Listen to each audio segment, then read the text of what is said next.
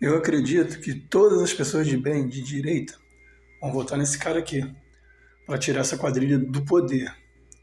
Flávio Bolsonaro. Filho de Bolsonaro. É o melhor que tem para tirar essa quadrilha do poder, que não fez com o sistema assim como o pai. Só não concordo com o que estão dizendo por aí, dizendo que ele é mais moderado. Tudo bem, ele pode até ser mais moderado, mas Bolsonaro é único, é o jeito dele.